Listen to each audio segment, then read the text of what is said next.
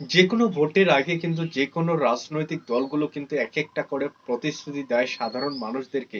সেই প্রতিশ্রুতি কতটা সঠিক থাকে এবং সেই প্রতিশ্রুতিতে কতটা কাজ হয় সেটাই কিন্তু দেখার বিষয় রয়েছে।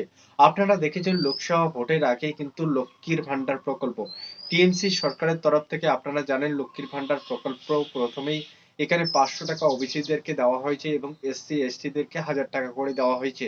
তারপরে লোকসভা ভোটের আগে কিন্তু একটা নতুন সিদ্ধান্ত নিয়ে আসা হয়েছে টিএমসি সরকারের তরফ থেকে। সেটাতে কিন্তু যারা ১০০০ টাকা পেত তাদেরকে কিন্তু ১২০০ টাকা করা হয়েছে, যারা ৫০০ টাকা পেত তাদেরকে ১০০০ টাকা করা হয়েছে। এই কিন্তু নতুন একটা আপডেট টিএমসি সরকার নিয়ে এসেছিল লোকসভা ভোটের আগে। তার ফলে কিন্তু লোকসভা ভোটের যে রেজাল্ট সেটা কিন্তু অনেকটাই অন্তর নিয়ে এসেছে। অনেক কিন্তু সোশ্যাল মিডিয়ায় দেখা গিয়েছে যে বিজেপি অনেকটা এগিয়ে থাকবে, ৩০টি লোকসভা আসনে এগিয়ে থাকবে, টিএমসি ১০টি লোকসভা আসন পাবে। এরকম কিন্তু বিভিন্ন জায়গায় সমালোচনা আমরা দেখেছি, আপনারাও কিন্তু দেখেছেন। কিন্তু লোকসভা ভোটে যখন রেজাল্ট চলে আসলো তখন কিন্তু অনেকটাই আপনারা দেখছেন যে অনেকটাই কিন্তু চমকে দেওয়ার মতো রয়েছে। সেখানে কিন্তু ২৯টি লোকসভা আসনে টিএমসি জিতেছে এবং ১২টি লোকসভা আসনে সেখানে বিজেপি জিতেছে, একটি লোকসভা আসনে কংগ্রেস জিতেছে। ভোটের রেজাল্ট দেখে কিন্তু অনেকটাই মানুষ চমকে গিয়েছে যে রেজাল্টে এতটা অন্তর কিভাবে হয়। যদি বা 50-50 হতো তাহলেও কিন্তু একটা বোঝার বিষয় ছিল। এখানে কিন্তু ২৯ থেকে ১২টা অনেকটাই কিন্তু ডিফারেন্স রয়েছে। এরপর চলে এলাম কর্ণাটকে। কর্ণাটকে আপনারা জানেন লোকসভা ভোটের আগে কংগ্রেস কিন্তু নতুন নতুন কিছু ওয়াদা করেন যে সেই রাজ্যে কিন্তু ২০০ ইউনিট কংগ্রেস ইলেকট্রিসিটি ফ্রি দিবেন। তারপর এখানে রেশন ফ্রি রয়েছে। বাসের যে টিকিট সেই টিকিট কিন্তু মহিলাদেরকে ফ্রি দেওয়া হবে। এখানে কংগ্রেসের তরফ থেকে কিন্তু ঘোষণা করা হয়। তারপর ছেলেদেরকে কিন্তু ৩,০০০ টাকা করে যারা বেকার ছেলেরা রয়েছেন তাদেরকে ৩,০০০ টাকা করে কিন্তু বেকার ভাতা দেওয়া হবে।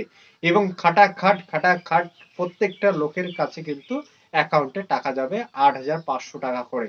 তো সবাই কিন্তু ভাবছিল যে ৮,৫০০ টাকা করে যদি পাই, আরো যে বিভিন্ন ফ্যাসিলিটি গুলো রয়েছে সেই ফ্যাসিলিটি গুলো যদি পাই তো অবশ্যই তাকে জেতাতে হবে এবং সেই ফ্যাসিলিটি গুলোর লাভ তুলতে হবে।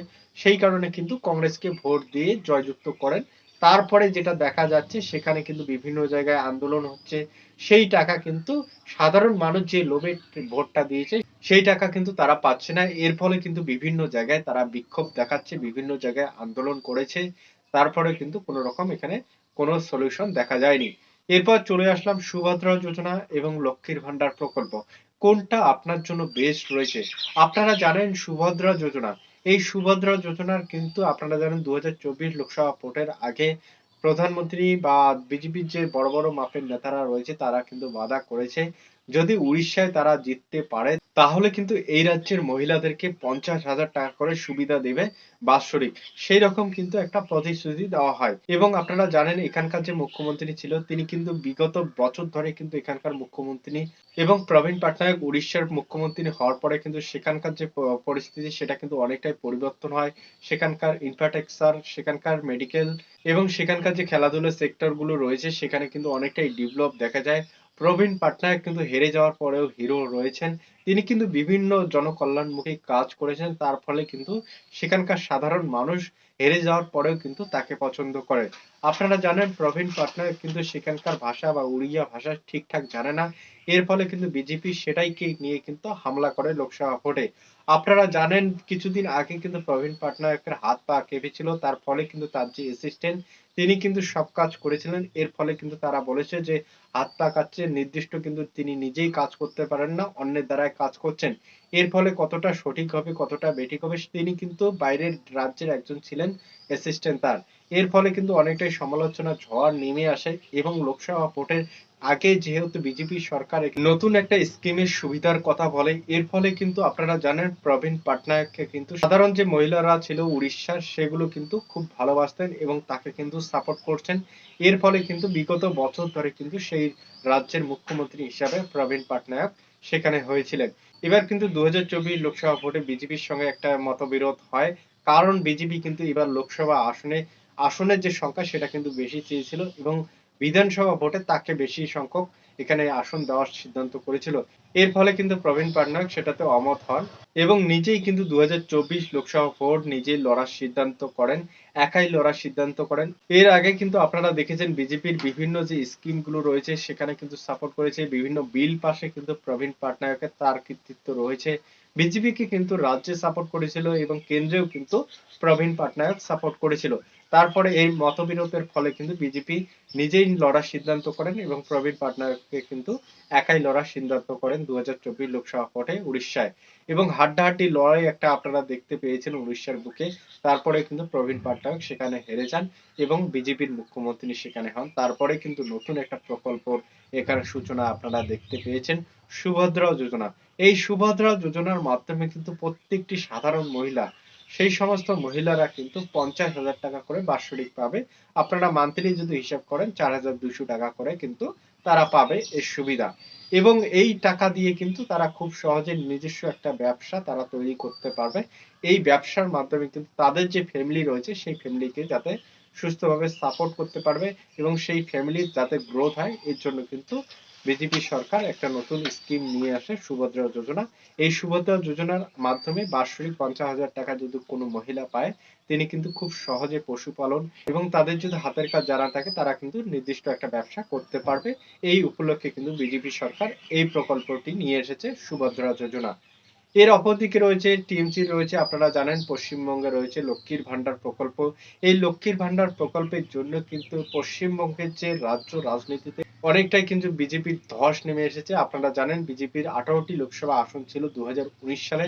তারপরে কিন্তু এবার 2024 সালে আপনারা দেখেছেন 12টি লোকসভা আসনে জিতেছে, 6টি লোকসভা আসন কিন্তু লোকসান করেছে। লোকসান হওয়ার একটি কারণ হলো লক্ষ্মীর ভান্ডার প্রকল্প। লক্ষ্মীর ভান্ডার প্রকল্প যেখানে 500 থেকে 1000 টাকা ছিল সেটাকে কিন্তু বাড়িয়ে 1000 টাকা থেকে 1200 টাকা করা হয়েছে, 500 থেকে 1000 টাকা করা হয়েছে। তার ফলে যে গ্রামের সাধারণ মহিলারা রয়েছে সেই সমস্ত মহিলা কিন্তু এখানে টিএমসি সরকার বা টিএমসি কে ভালোভাবে সাপোর্ট করেছে লোকসভা ভোটে। তার ফলে কিন্তু 29টি লোকসভা আসনে জিতেছে এবার 2024 লোকসভা ভোটে টিএমসি সরকার। এবং কিন্তু খুবই একটা শক্তিশালী দল হয়ে এখানে পশ্চিমবঙ্গে রয়েছে। কয়েকদিন আগে যেটা খবর এসেছে বা আমরা দেখেছি বিগত দিনগুলোতে, শহর অঞ্চলে যে সমস্ত ফুটপাতে হকাররা রয়েছে বা অবৈধভাবে জবরদখল করে রয়েছে তাদেরকে কিন্তু উচ্ছেদ করার জন্য মমতা বন্দ্যোপাধ্যায় ডাইরেক্টলি পারমিশন দেয় এবং তাদেরকে কিন্তু উচ্ছেদ করা হয়। এরপর এখানে কিন্তু সেটাকে স্থগিত রাখা হয় 1 মাসের জন্য। আপনারা জানেন সামনেই কিন্তু বিধানসভার ভোট রয়েছে। এই বিধানসভা ভোটের আগে যদি সেই রকম বড় একটা এখানে শহর অঞ্চলে হামলা করে এবং উচ্ছেদের বিষয়টা বেশি করে কিন্তু এখানে বাড়াবাড়ি করে, তাহলে কিন্তু বিধানসভা ভোটে প্রবলেম হতে পারে টিএমসি সরকার। এই জন্য কিন্তু 1 মাসের জন্য স্থগিত রাখা হয়েছে। এবং আপনারা জানেন 2026-এ বিধানসভা ভোট রয়েছে। সেই বিধানসভা ভোটের আগে যদি সুভদ্রা যোজনা এখানে পশ্চিম বাংলার বুকে চলে আসে তাহলে কিন্তু এখানে জেতাটা অনেকটাই টাফ হবে টিএমসি সরকারের। কারণ সুভদ্রা যোজনায় 50,000 টাকা এখানে সুবিধা পাচ্ছে মহিলারা এবং এখানে লক্ষ্মীর ভান্ডারে মাসে কিন্তু 1000 থেকে 1200 টাকার এখানে সুবিধা পাচ্ছেন মহিলারা।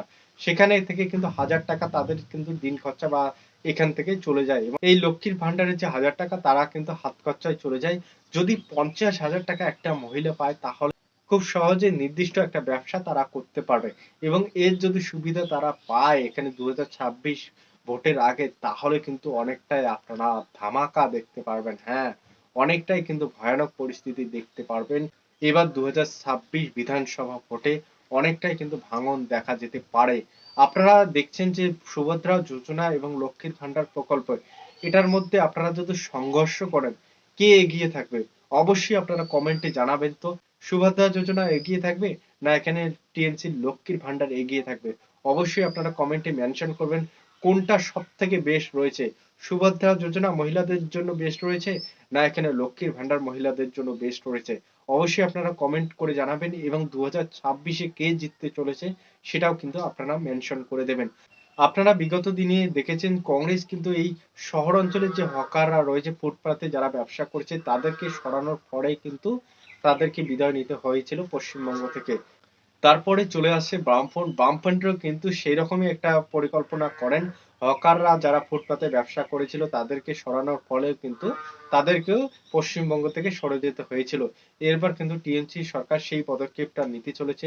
সেটা কতটা ভয়ানক সেটাও কিন্তু দেখার বিষয় রয়েছে এবং সেটাকে কিন্তু স্থগিত রাখা হয়েছে বর্তমানে। এবং মমতা বন্দ্যোপাধ্যায় কিন্তু ডাইরেক্ট বলে যে শহরাঞ্চলের যে ডিগি ডোবা এবং বিভিন্ন জমি অবৈধভাবে যারা জবরদখল করেছে তাদেরকে কিন্তু ঘাড় ধাক্কা দিয়ে কিন্তু বিতাড়িত করার জন্য কিন্তু প্রশাসনকে পারমিশন দিয়েছে। সেটা কতটা কি কার্যকর হবে সেটাও কিন্তু দেখার বিষয় রয়েছে। এবং 26-এ কে জিততে চলেছে সেটা কিন্তু আপনারা অবশ্যই মেনশন করে দেবেন কমেন্টে। আপনার ভিডিওটা কেমন লাগলো অবশ্যই জানাবেন এবং আমার চ্যানেলটিকে সাপোর্ট করবেন। হ্যাঁ, আমার চ্যানেলটিকে একটি সাবস্ক্রাইব করে সাপোর্ট করবেন। আমি নেক্সট ভিডিও তৈরি করার জন্য কিন্তু মোটিভেশনটা যাতে আরো বেশি করে পাই, অবশ্যই আমার চ্যানেলটিকে সাবস্ক্রাইব করে রাখবেন। ভিডিওটি কেমন লাগলো জানাবেন কমেন্টে। ফ্যামিলি এবং ফ্রেন্ডদের মাঝখানে ভিডিওটিকে শেয়ার করে দেবেন, তাদের কাছে যেন এই জানকারিটি পৌঁছায়।